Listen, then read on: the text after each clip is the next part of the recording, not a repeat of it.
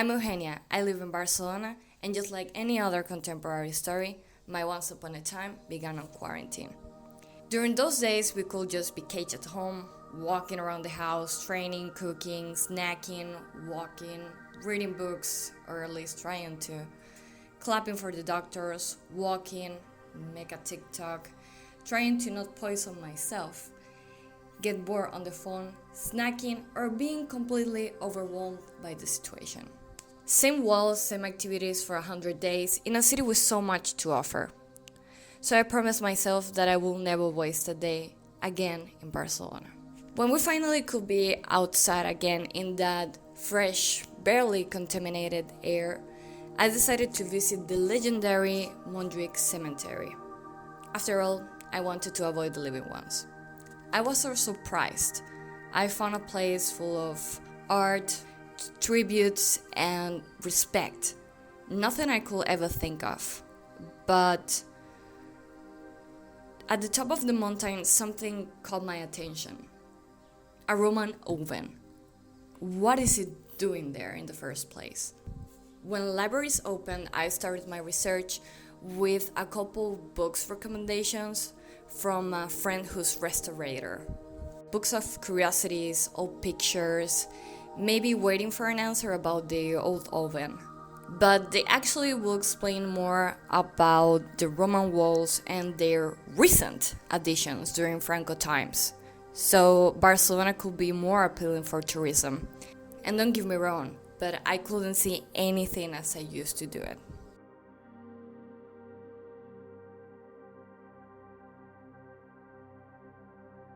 I go to the Barcelona's History Museum, where it will introduce me to the real origin of the city, Barcino.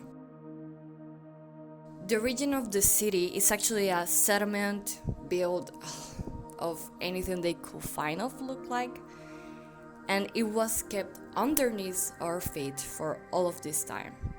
It was such a tiny city back then. I felt how the past watched over, judging my immediacy. After so many details and pieces between all of it, something fell out of place. I know Roman letters, and those were actually Hebrew letters. I left the underground city and came back to the old town. The Roman walls were actually so tall that I couldn't really imagine. But bigger my surprise when an innocent sign explained me a little bit about the Jewish in Barcelona. I thought at the moment, I got a match, I guess. Hebrew letters and Jewish more or less around the same zone, but for how long were Jewish there? Lucky me, Barcelona's History Museum is actually a net of museums.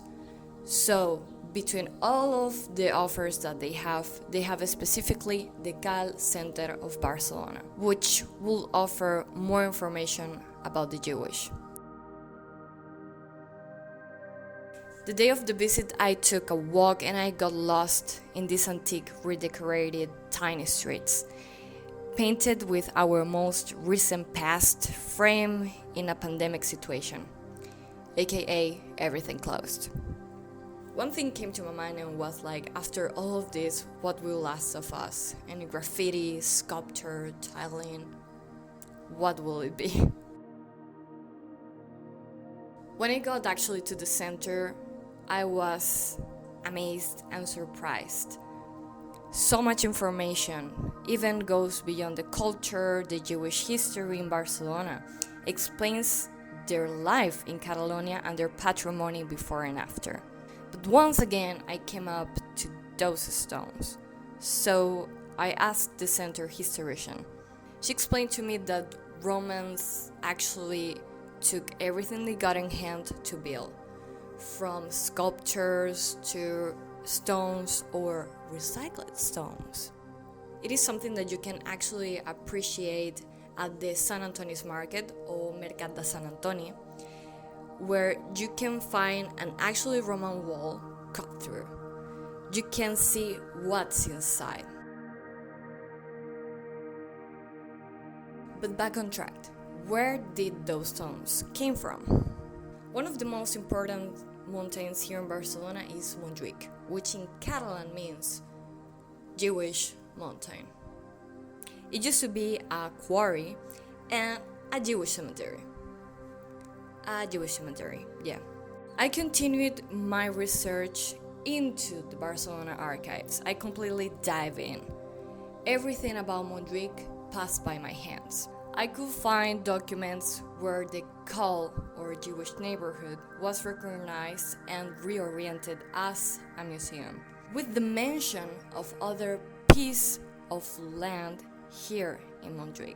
They highlighted the importance of the Jewish community and its legacy in the city. I could find other documents of what the field actually homed, aside from the cemetery. It actually was since a vineyard, a shooting range, an amusement park, and they actually built an adjacent park called Mirador del Alcalde, or the Mayor's Viewer. Some of the documents define the zone, and I could compare it with the actual map. By the other side, I found at the photography archive tons of pictures of Montjuic. But for this specific research, I could find the photographies of the first documented archaeological excavation. It indeed was a cemetery. Some weeks after, I decided to visit the Mirador del Alcalde so I could see what's actually right now there. And from the top, I could appreciate the contrast of the abandoned origins of the city while it is growing just in front of it. The only sign that I could find about what's actually downstairs is David stars in a tile, but nothing else, nothing more. Suddenly came to my mind the question of what actually does the community thinks about this, the Jewish community.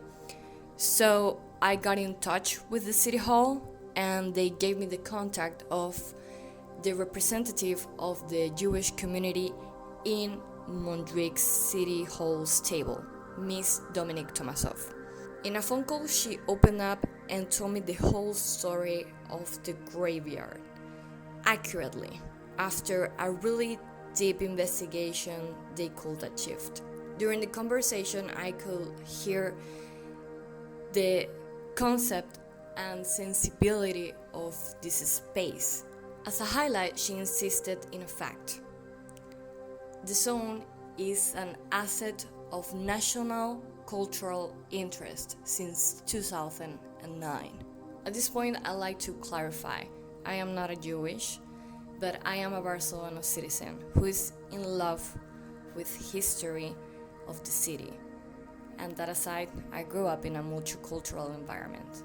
So why was so hard to find about this place and its story? My point of view comes about this. I began my story at Montjuic Cemetery, a place well respected and cared, while the Jewish cemetery of Montjuic, with the same concept, is actually abandoned. We are not just talking about a Barcelona piece of past, we are talking about an asset of national cultural interest, which must be recognized at this point. I hope the City Hall takes this matter serious after all, because we can learn to appreciate our past and it can guide us towards our future. I'd like to thank Barcelona History Museum, which opened up their doors and answered everything I needed.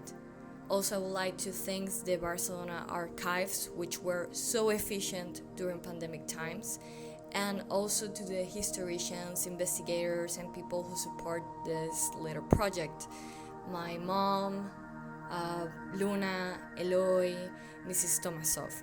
And I would like to clarify my intentions. This little personal project is not meant to any economical reward or monetization. It just began as a question, my curiosity blew up, and the end result is asking for the recognition of this place. Because, after all, an education for sensibilization of our past can guide us towards our future. So yeah, this is the wrap up. I would like to thank you for putting the eye on this issue. You can visit all the places that appear on the video. It's Barcelona, you can visit us. And once again, remind you the work and labor of the people who takes care of our past for our coming times. Thank you so much.